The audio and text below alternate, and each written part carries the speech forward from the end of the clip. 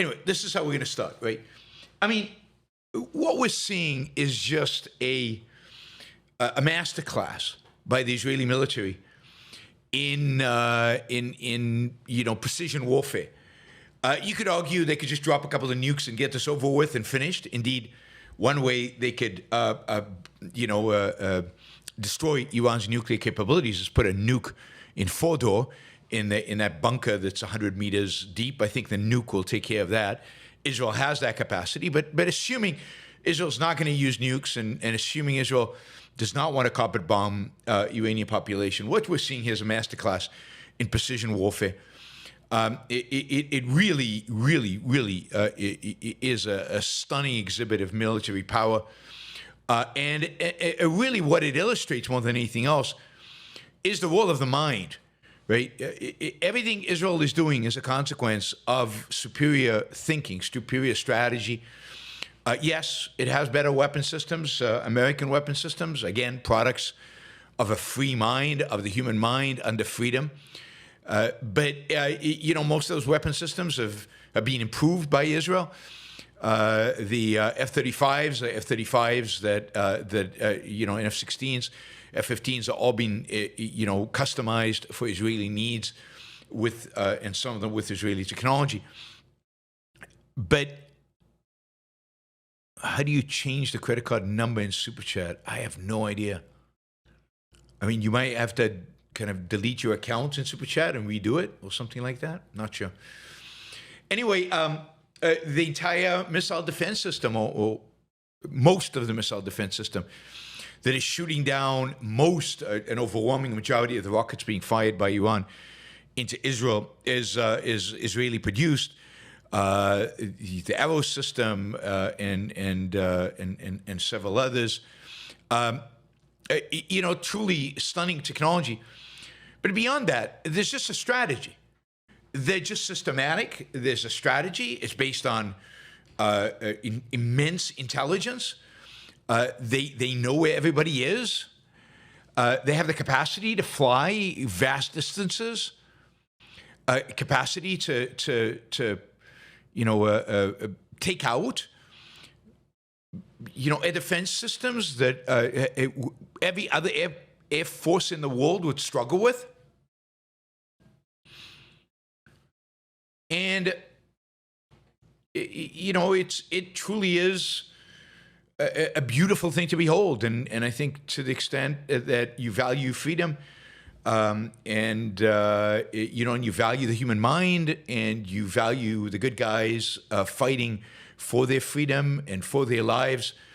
What Israel is doing again is spectacular. It's sad because it's a war and people are dying, and Israelis are dying. But it is truly amazing. That today Israel was flying all over Iran, pretty much free of much air defense systems. It was bombing natural gas facilities in the south. It actually bombed a facility right at the Straits of Hormuz. We'll talk about the Straits of Hormuz in a minute. To kind of basically as a warning shot to the Iranians who are threatening to close the Straits of Hormuz. 24. So we might as well talk about it now. 24% of the oil, the global oil supply. 24% of the global oil supply goes through the Straits of Hormuz. It is a very, very narrow segment in the Persian Gulf. That on one side is Iran.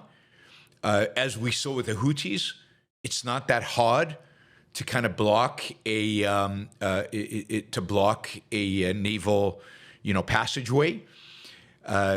Now, I really do think that if they block the Straits of Hormuz, the United States will enter this and will flatten everything in that area, or hopefully we'll take those bunker busters and destroy their nuclear facilities. But it will be unbelievably disruptive. You can block the straits with little boats. You can block the straits with simple missiles. You can, the variety of different, pretty simple, easy ways to block the straits. And as we've seen the Houthis, very difficult to reopen them once they're blocked. Very difficult to destroy the enemy's capabilities of harassing shipping along that lane. Again, 24% of all the oil going in the world goes through the Straits of Hormuz. No wonder oil prices are spiking. They're already high. Earlier today, they were up 9%. Another 9%. They're heading over 80. Wouldn't be surprised if they get to 100 by the time this is over. Certainly, if the Iranians actually do block the Straits of Hormuz, you could see oil over 100. I don't know how long it'll stay closed, because I think Israel will do everything in its power to, to punish the Iranians for closing those straits and making it very, very, very expensive for them. Israel's gone after strategic assets. I mean, even tonight, they're taking out apartments and homes of senior Iranian officials. Now, if you're a senior Iranian official, after that first night, do you go home to sleep? Do you actually stick to your regular routine? Do you not find the deepest bunker under Tehran or wherever and go hide there? It seems some of them are still going home. And maybe Israel is taking out the Minister of Defense. I don't know. That might be, again, fog of war. But they're taking out a bunch of people in Tehran in their homes. And that's kind of nuts. They are bombing everywhere they want to bomb, basically, and it's systematic. They spent, I think, the morning taking out all the ballistic missile facilities that they could find, ballistic missile depots, launchers. They're very difficult to find because these are mobile launchers. They can move around. They're relatively small.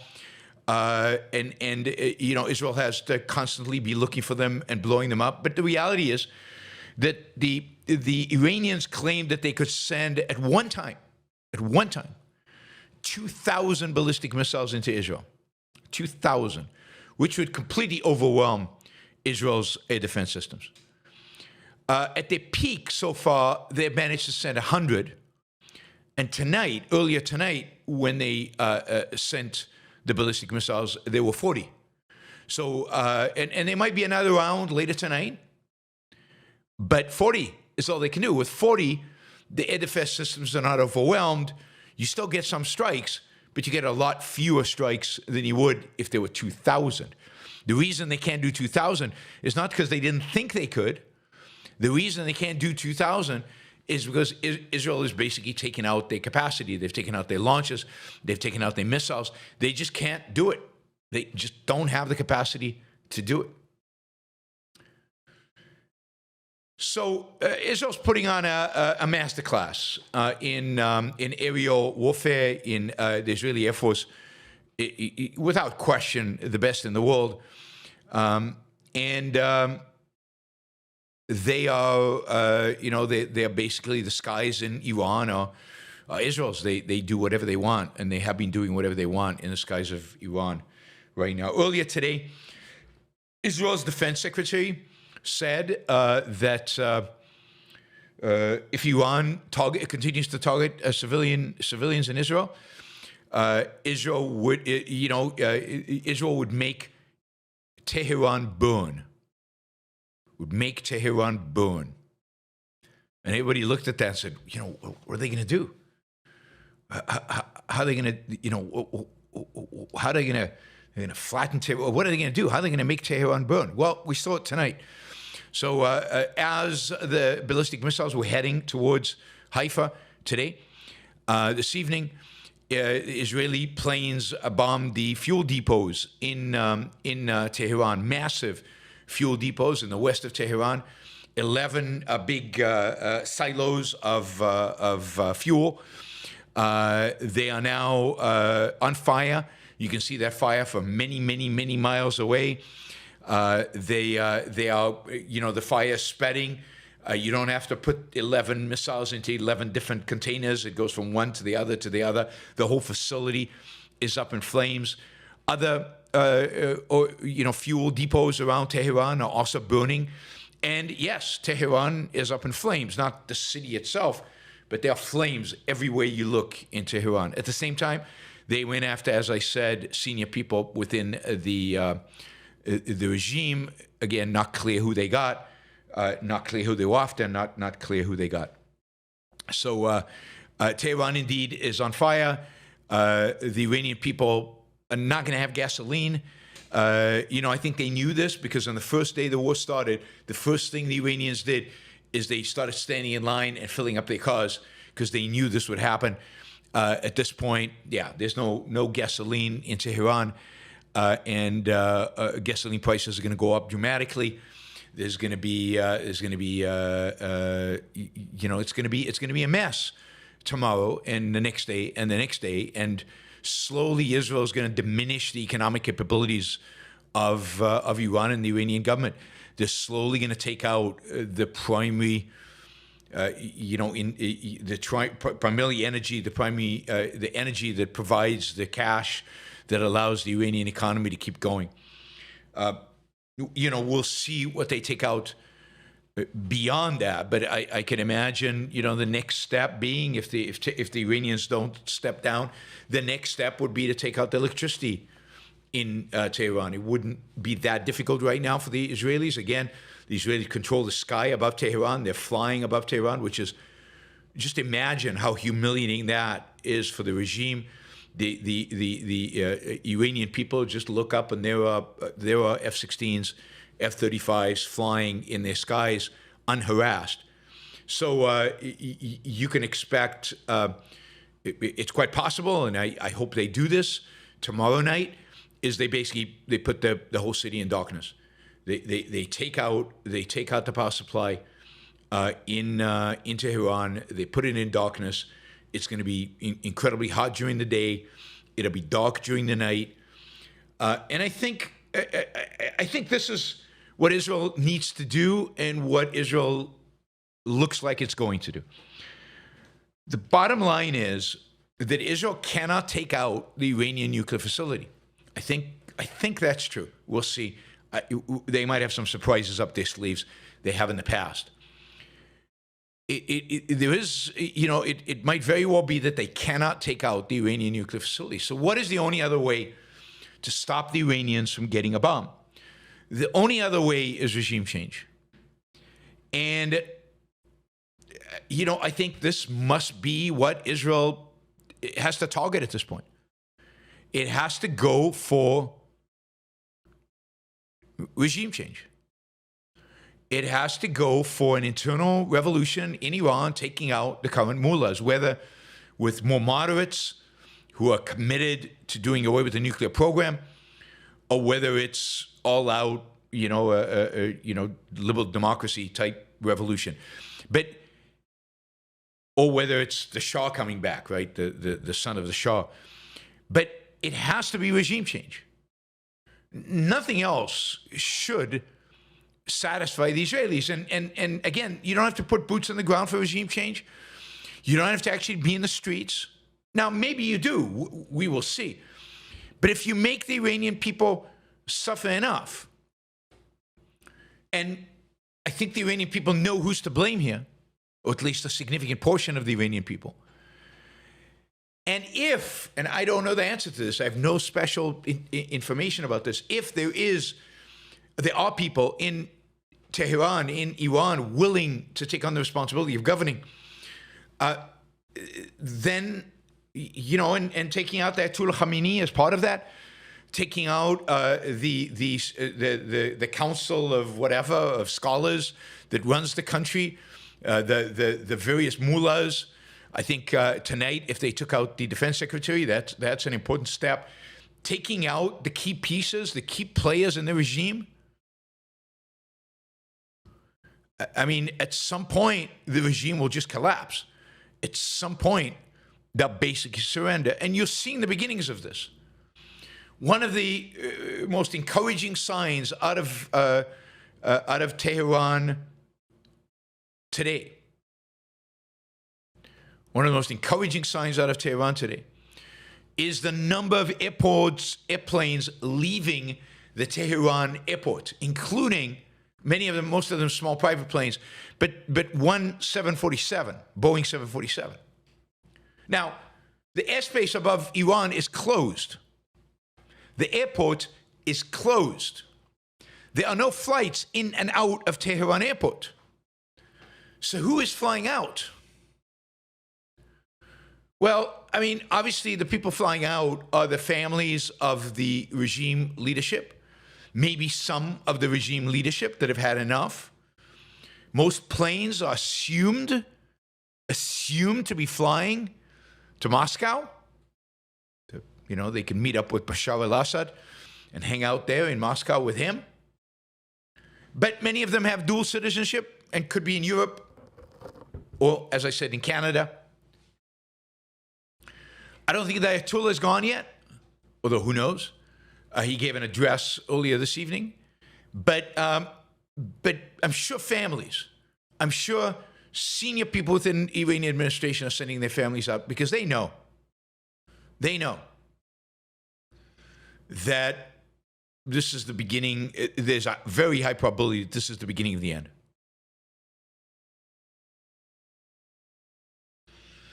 There are no flights going into Tehran. No flights going into Tehran. Now, there's a lot of fake news. There's another thing I wanted to warn you of. A lot of fake stuff online. Oh my God, I saw pictures of the refinery in Haifa burning. It ain't burning. You saw massive damage to central Tel Aviv and the Kiryat, the military headquarters of Israel. Never happened. All kinds of weird and strange claims and videos and photographs that have nothing to do with reality are being posted all over Twitter. So beware of fake news. There is a lot of fake news. There are right now 0 flights going into Tehran.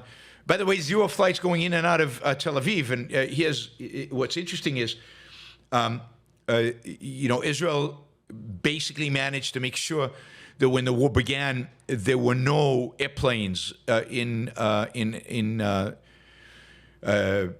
the airports, at the international airport in Tel Aviv. All the airport, El Al, the Israeli national airline, has all its airplanes outside of Israel, mostly in Athens and in Larnaca in Cyprus. And indeed, thousands of Israelis have now converged on Larnaca and Athens and are waiting for the first sign that they can get on a plane and fly to Tel Aviv, right? And of course, Tel Aviv is closed. But they would love to fly home. Now, think about that. They want to fly home into this, jumping into air raid shelters every 5 minutes in the evening. Well, it's not that bad, actually, but still, it's bad, right? Says something about the spirit of these Israelis. But anyway, so regime change. Make the regime suffer so much that they start running away. By the way, this is what happened with the Shah. His people started running away. They started getting on planes and getting out of there. And he, of course, left under this idea that he was sick, which he was. He left.